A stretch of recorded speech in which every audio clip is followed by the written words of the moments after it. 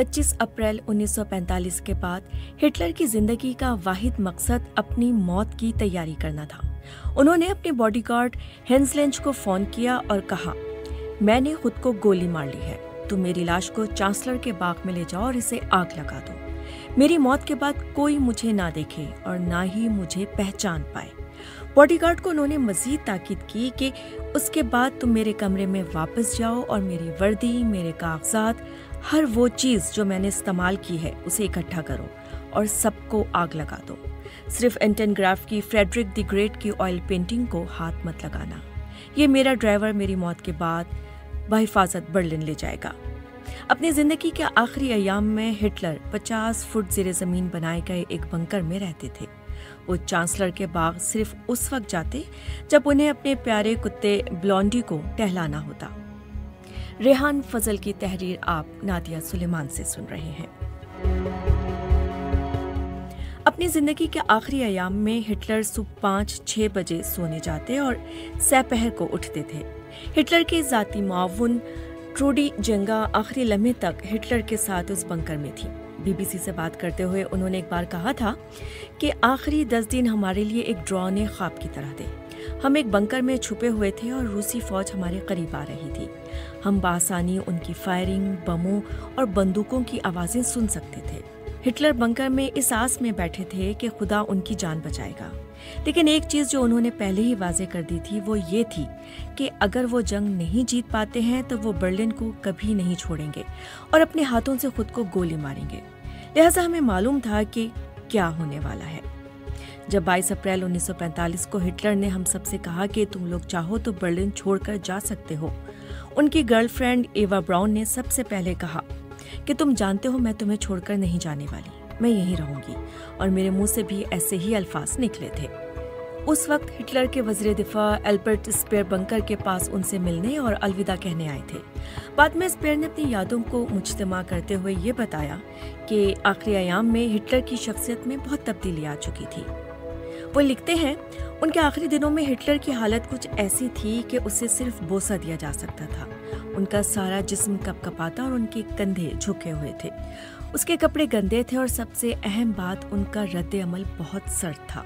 मैं उन्हें अलविदा कहने आया था। मुझे मालूम था कि यह हमारी आखिरी मुलाकात थी, लेकिन उन्होंने ऐसा कुछ नहीं कहा जो मेरे दिल को छू जाए।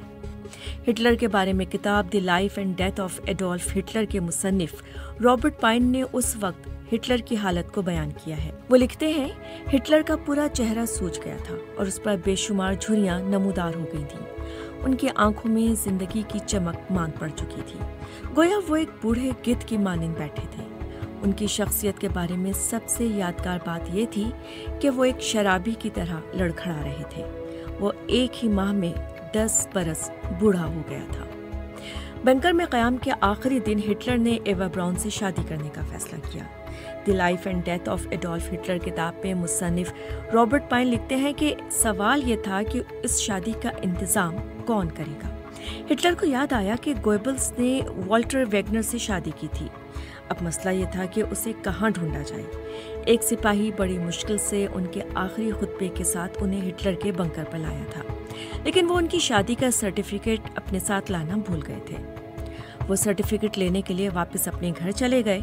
रूसी फौजियों की तरफ से शदीद गोलाबारी जारी थी। सड़कों पर मलबे के ढेर लगे हुए थे।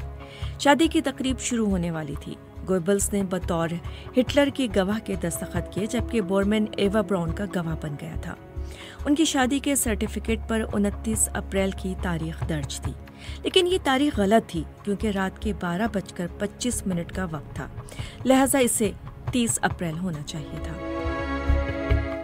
शादी की दावत में हिटलर के 2 ज़ाती मुआविनीन और उनका सब्जी खुर बावर्ची Bormann Goebbels, Magda Goebbels, general Krebs, general Burgdorf ने शिरकत की थी। एवा हिटलर की सेहत के लिए सब ने जाम उठाकर नेक ख्वाहिशात का इजहार किया। एवा ने उस दिन बहुत शराब पी थी, लेकिन हिटलर ने सिर्फ एक घूंट लिया और पुरानी यादों को ताज़ा करने लगा। उसने गोएबल्स की शादी भी याद की, लेकिन फिर अचानक उनका मिजाज बदल गया और उन्होंने कहा, सब खत्म हो गया, सब ने मुझे धमकाया है। अपनी जिंदगी के आखिरी दिन हिटलर कुछ घंटों के लिए सोते रहे और ताज़ा दम होकर उठे। ये देखा गया है कि सजाए मौत के कैदी अपनी मौत से एक रात कबल आमतौर पर सुकून की नींद सोते हैं। शेफ बनाने के बाद हिटलर ने अपने फौजी जर्नलों से मुलाकात की और कहा कि अंजाम करीब है।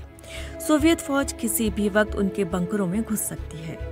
रॉबर्ट पाइन लिखते हैं, हिटलर ने प्रोफेसर हुसैन को बुलाया और उनसे पूछा कि क्या उसके साइनाइड जहर के कैप्सूल काबिल एतमाद हैं।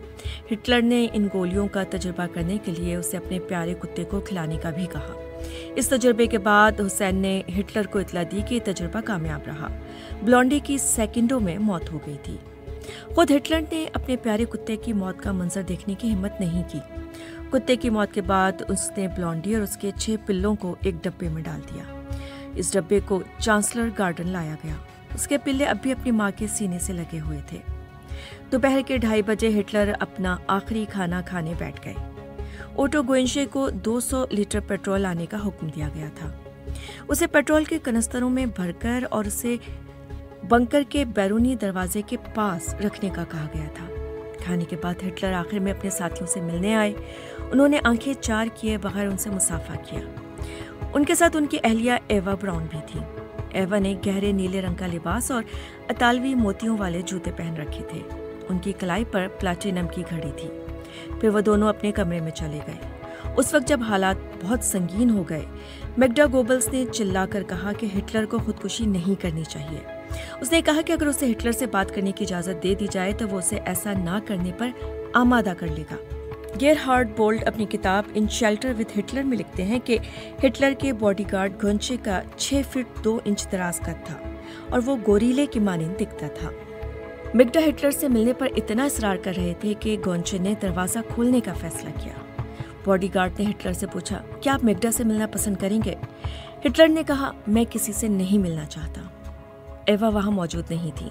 शायद वो बाथरूम में थी क्योंकि अंदर से पानी की आवाज आ रही थी। उसके बाद उन्होंने दरवाजा बंद कर दिया।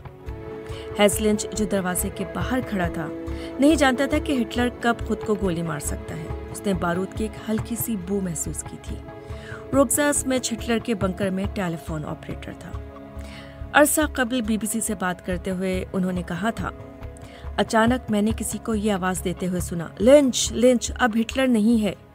हो सकता है कि उन्होंने गोली चलने की आवाज सुनी हो, लेकिन मैंने कुछ नहीं सुना था।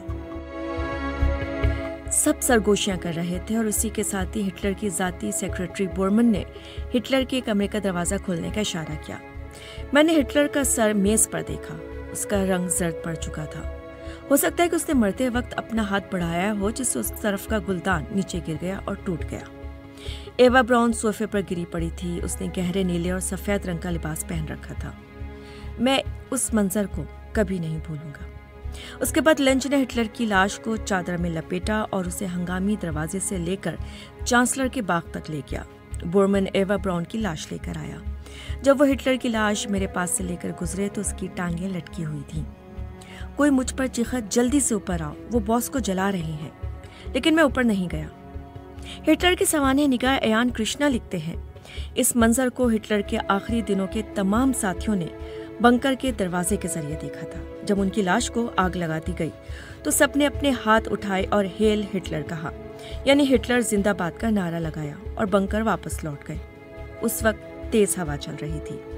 जब आग भड़क उठी तो उस पर पेट्रोल डाला गया। आग 2.5 घंटे तक जलती रही। रात 11 बजे ग्वांशे ने सुपीरियर सर्विसेज के अहलकारों को जली हुई लाशों को दफनाने के लिए भेजा। कुछ दिन बाद जब सोवियत फौजियों ने हिटलर और उसकी अहलिया की कब्र कुशाई की तो सब कुछ खाक हो चुका था। सिर्फ कुछ दांत मिले थे और एक शख्स जो सन 1938 के बाद से हिटलर के दांतों के डॉक्टर के साथ काम कर रहा था, उसने तस्दीक की कि ये दांत हिटलर के हैं।